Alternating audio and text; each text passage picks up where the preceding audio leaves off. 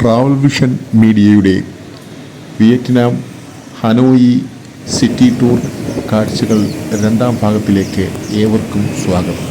കഴിഞ്ഞ ദിവസം city tour ബസ്സിൽ വന്ന് നമ്മൾ ഈ പഗോഡ ബുദ്ധ പഗോഡയ്ക്ക് അടുത്ത് വരെ എത്തിയിരുന്നു. പഗോഡ തുറക്കാൻ താമസിച്ചുകൊണ്ട് നമുക്ക് അന്നേരം അവിടുത്തെ കാഴ്ചകൾ കാണിക്കാൻ സാധിച്ചില്ല. അവിടെയാണ് നമ്മൾ അവസാനമായി വന്നു നിന്നത്. ഇപ്പോൾ നമുക്ക് പഗോഡയ്ക്ക് അകത്തേക്ക് കയറാനുള്ള അവസരം വന്നു. അപ്പോൾ നമ്മൾ പഗോഡ കാണാൻ വേണ്ടി അകത്തേക്ക് കയറുകയാണ്. ഇവിടെ കയറുന്ന ഡ്രസ് കോഡൊക്കെ ഉണ്ട്. കൈകളും കാലുകളും കാണുന്ന വസ്ത്രധാരണം ഇവിടെ അനുവദിച്ചിട്ടില്ല. അപ്പോൾ ഇതിനകത്തേക്ക് കയറുമ്പോൾ വിയറ്റ്നാം ചൈനീസ് കലാ സാംസ്കാരിക പൈതൃകം ഉൾക്കൊള്ളുന്ന വിവിധ ചിത്രപ്പണികളാൽ അലങ്കൃതമായ ഗോപുരങ്ങളും പഗോഡ മാതൃകയിലുള്ള വാസ്തുശില്പചാതുരിയും ആണ് നമുക്കിവിടെ ദർശിക്കാൻ കഴിഞ്ഞത്.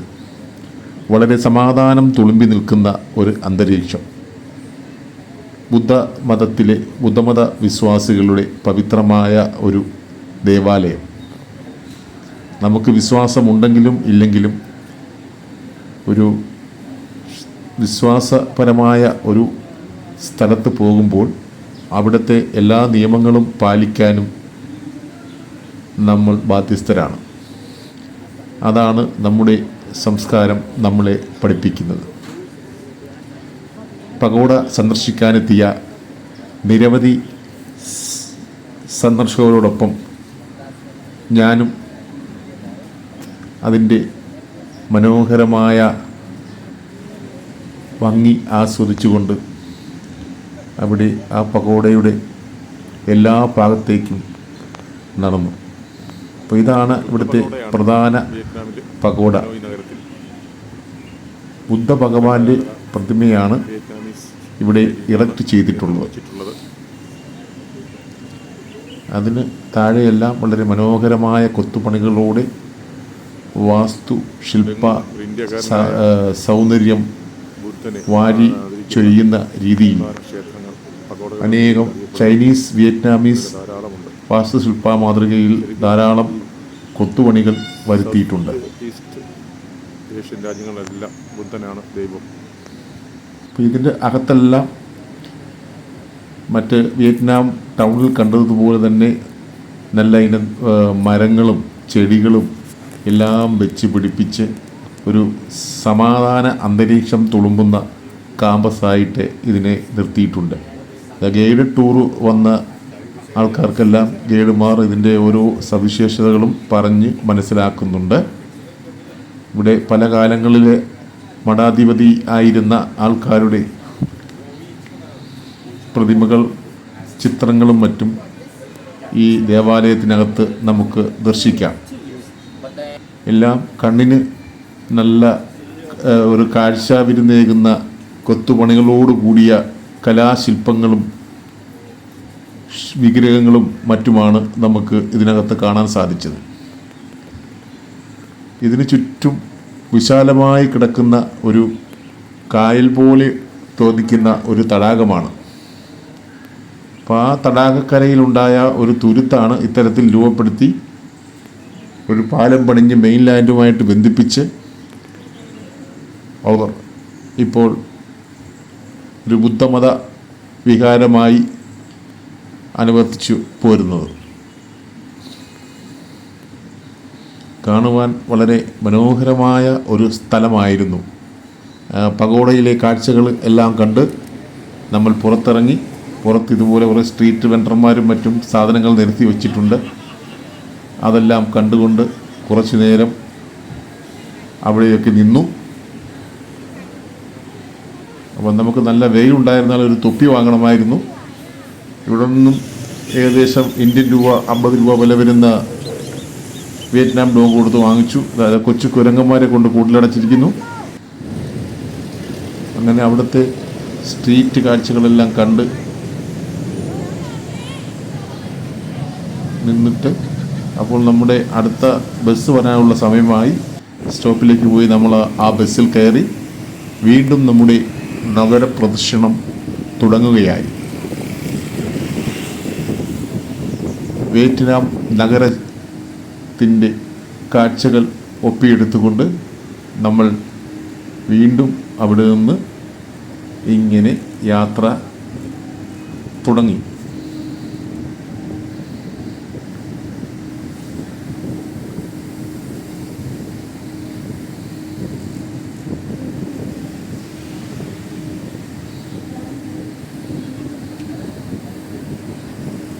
നമ്മുടെ സൈറ്റ് സീയിങ് ബസ് ഇങ്ങനെ നമ്മളെ കാഴ്ചകൾ കാണിച്ചുകൊണ്ട് ഇങ്ങനെ ആ നഗരത്തിൻ്റെ സിറ്റി സെൻറ്ററിലേക്ക് മെല്ലെ അടുക്കുകയാണ്.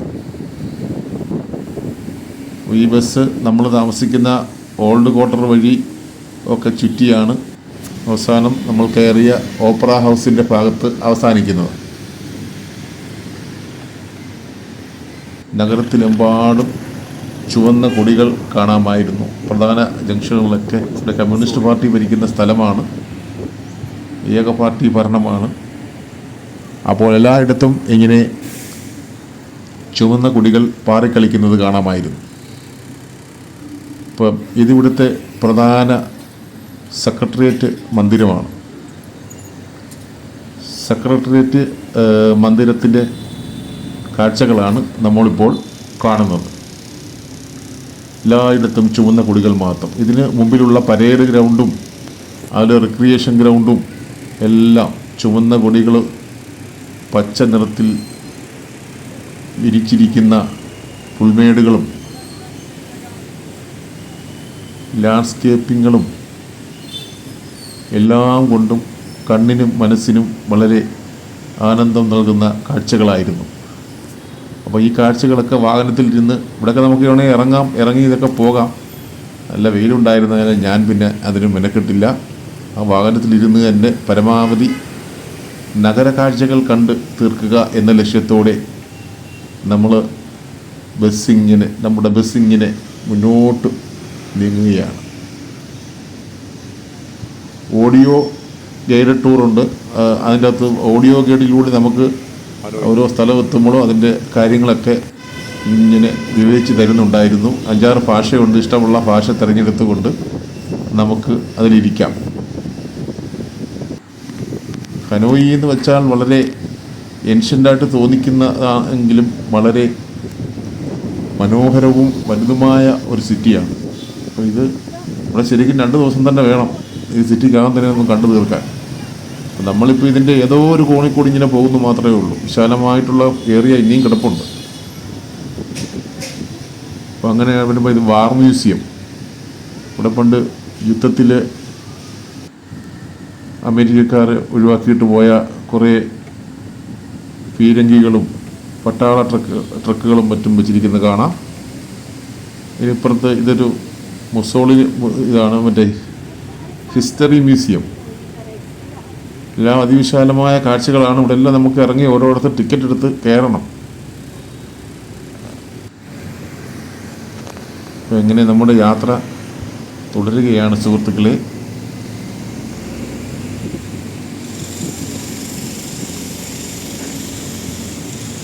ഹനോയി നഗരത്തിൻ്റെ സിറ്റി സെൻറ്റർ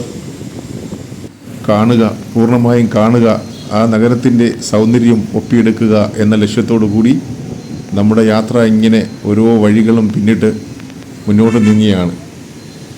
ഇങ്ങനെ മുന്നിടുമ്പോൾ നമുക്ക് കാണാം പ്രധാന ജംഗ്ഷനുകളിലൊക്കെ നല്ല മനോഹരമായ പാർക്കുകൾ, ഫുട്പാത്തുകൾ, ലാൻഡ്സ്കേപ്പിംഗ്, മനോഹരമായി വളർന്നു നിൽക്കുന്ന മരങ്ങൾ, പിന്നതുപോലെ വാഹനങ്ങളുടെ നീണ്ട നിര, വളരെ സിസ്റ്റമാറ്റിക്കായിട്ട് നിർമ്മിച്ചിട്ടുള്ള പാതയോരങ്ങളും സിഗ്നൽ ലൈറ്റുകളും എല്ലാം. ഇവിടെ ഇതാണ് ഗൈഡഡ് ടൂറിൻ്റെ ഇവിടെ നമ്മളൊരു ഇയർഫോൺ കുത്തി നമുക്ക് ഇങ്ങനെ ഓരോ സ്ഥലങ്ങളും കടന്നു പോകുമ്പോൾ ആ സ്ഥലത്തെക്കുറിച്ചും അതിൻ്റെ പ്രത്യേകതകളെക്കുറിച്ചൊക്കെ നമ്മുടെ ഈ ടൂറിൻ്റെ ഭാഗമായിട്ട് നമുക്ക് പറഞ്ഞു തന്നുകൊണ്ടേയിരിക്കും.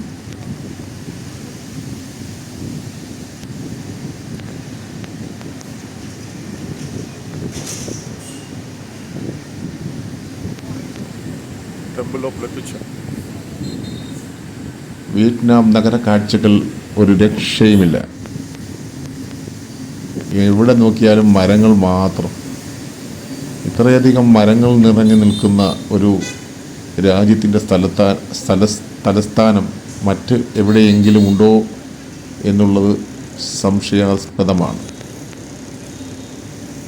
നമ്മൾ മലേഷ്യക്ക് പോയപ്പോൾ അവിടെ ഇതുപോലെയൊക്കെ ലാൻഡ്സ്കേപ്പ് ചെയ്ത് ഇങ്ങനെ നല്ല രീതിയിൽ നഗരം സൂക്ഷിച്ചിട്ടുണ്ടെങ്കിലും അതിനേക്കാൾ എല്ലാം വളരെ ഗംഭീരമായ കാഴ്ചകളാണ് ഈ വിയറ്റ്നാം നമുക്ക് സമ്മാനിച്ചു കൊണ്ടിരിക്കുന്നത്.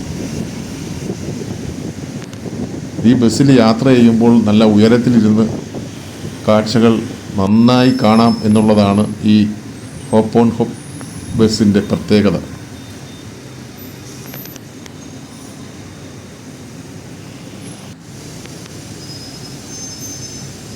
ജനസംഖ്യയിൽ അധികവും കാർഷിക വൃത്തിയിൽ ഏർപ്പെടുന്ന, ടൂറിസം അല്ലാതെ മറ്റു പ്രധാന വരുമാന മാർഗങ്ങൾ ഇല്ലാത്ത ഒരു രാജ്യം ടൂറിസം കൊണ്ട് പച്ച പിടിച്ചു വരുന്ന കാഴ്ചകളാണ് നമുക്കിവിടെ വിയറ്റ്നാമിൽ കാണാനുള്ളത്. വിയറ്റ്നാം എയർപോർട്ടിൽ എത്തുമ്പോൾ തന്നെ സന്ദർശകരുടെ ബാഹുല്യമാണ്. ശരിക്കും ഉത്സവപ്പറമ്പിൽ പോയ പ്രതീതിയാണ് ഞാൻ വന്നിറങ്ങിയ ഹോച്ചിമിൻ എയർപോർട്ടിലും അതുപോലെ ഹനോയി എയർപോർട്ടിലുമെല്ലാം നമുക്ക് കാണാൻ സാധിച്ചത്. അപ്പോൾ ഇങ്ങനെ ഈ വരുന്നവരെ വളരെ ലിബറലായിട്ട് അവർ രാജ്യത്തിലേക്ക് വിസ അനുവദിച്ച് നൽകുകയും അങ്ങനെ അതുപോലെ ഇവിടെ വന്നു കഴിഞ്ഞാൽ വളരെ ചുരുങ്ങിയ ചിലവിൽ നമുക്ക് ഹോട്ടലുകളും ഭക്ഷണങ്ങളും യാത്രാ സൗകര്യവും എല്ലാം ഇവിടെ ലഭ്യമാണ്. വെറും പോക്കറ്റിൽ ഒതുങ്ങിയ തുക കൊണ്ട് തന്നെ നമുക്ക് ഈ നഗരത്തിൽ താമസിക്കുന്നതിനും അതുപോലെ യാത്ര ചെയ്യുന്നതിനും കഴിയുമെന്ന് എൻ്റെ ഈ യാത്രയിലൂടെ എനിക്ക് മനസ്സിലായി. അങ്ങനെ നമ്മുടെ ബസ് യാത്ര മുന്നോട്ട് പോയിക്കൊണ്ടിരിക്കുകയാണ്. ഞങ്ങളുടെ കൂട്ടത്തിലുണ്ടായിരുന്ന ഒരു വിദേശ വനിത എന്നോടൊപ്പം എണീറ്റിരുന്ന് ഇങ്ങനെ പ്രധാനപ്പെട്ട ചിത്രങ്ങളെല്ലാം പകർത്തിയെടുക്കുന്നുണ്ട്.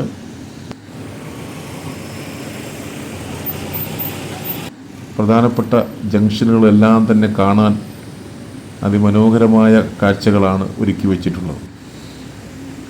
ഇവിടെയൊക്കെ രാത്രി ആയിക്കഴിഞ്ഞാൽ പിന്നെല്ലാം എല്ലാ സ്ഥാപനങ്ങളുടെ മുകളിലും നല്ല ലൈറ്റുകൾ ഡെക്കറേറ്റ് ചെയ്ത് വളരെ ഒരു കളർഫുള്ളായിട്ടുള്ള നഗരമായിട്ടാണ് സന്ധ്യ കഴിഞ്ഞാൽ പിന്നീട് നമുക്ക് അനുഭവപ്പെടുന്നത്. ട്രെയിൻ സ്ട്രീറ്റാണ്. ഇതിലേക്കോട്ട് പോയാൽ ട്രെയിൻ സ്ട്രീറ്റ് ഉണ്ട്. ആ ട്രെയിൻ സ്ട്രീറ്റിൻ്റെ ഇരുവശവും ഇതുപോലെ കടകളും പബ്ബുകളും എല്ലാം ചെറിയൊരു മാർക്കറ്റാണ്. അത് കാണാനും ഒരുപാട് ടൂറിസ്റ്റുകൾ ഇവിടെ ഈ ഹനോയി നഗരത്തിൽ എത്താറുണ്ട്. ട്രെയിൻ വരുന്ന സമയം നോക്കിയാണ് അവിടെ ആൾത്തിരക്കും മറ്റും ഉണ്ടാകുന്നത്. അതിൻ്റെ ഫോട്ടോ എടുക്കാനും ഒക്കെ.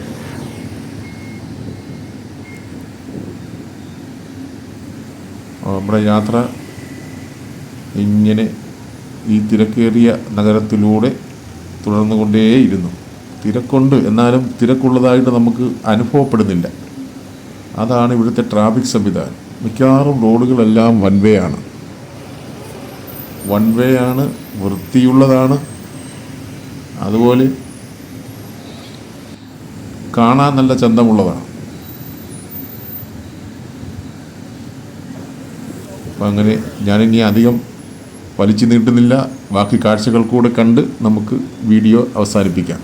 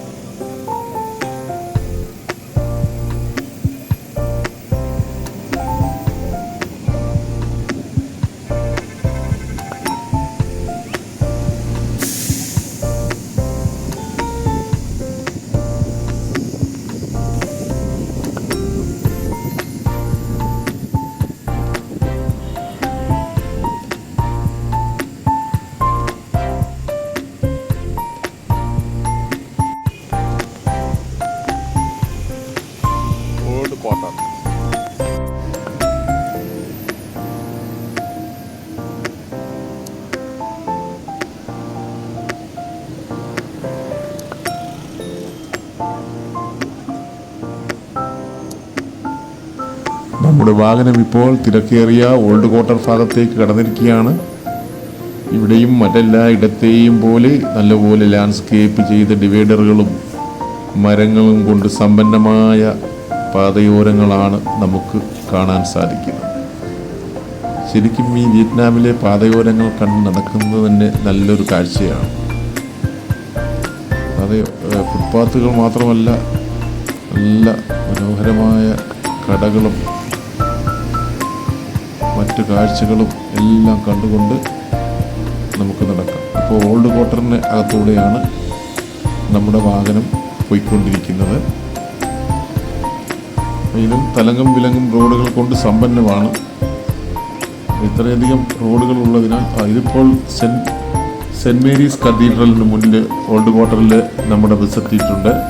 ഈ കാണുന്ന ഇതൊരു ടൂറിസം സ്പോട്ടാണ്. ആ കാണുന്ന പള്ളി, അവിടെ നിന്ന് ഇങ്ങനെ പോകുമ്പോൾ തിരക്കേറിയ വീതികൾ, വാഹനങ്ങളുടെ നീണ്ട നിര.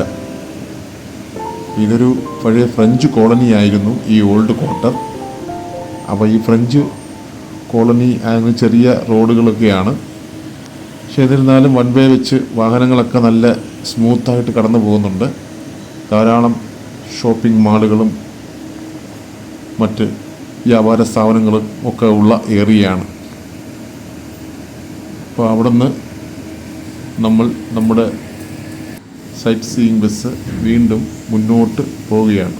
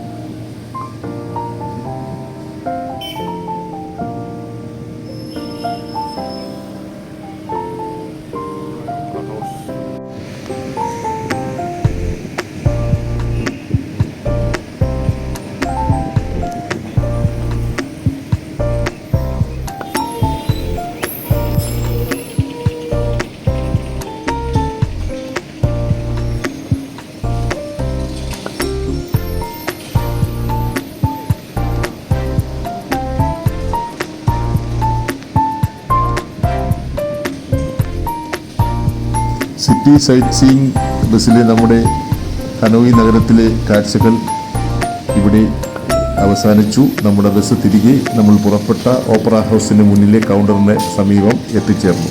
എല്ലാവർക്കും നന്ദി, നമസ്കാരം.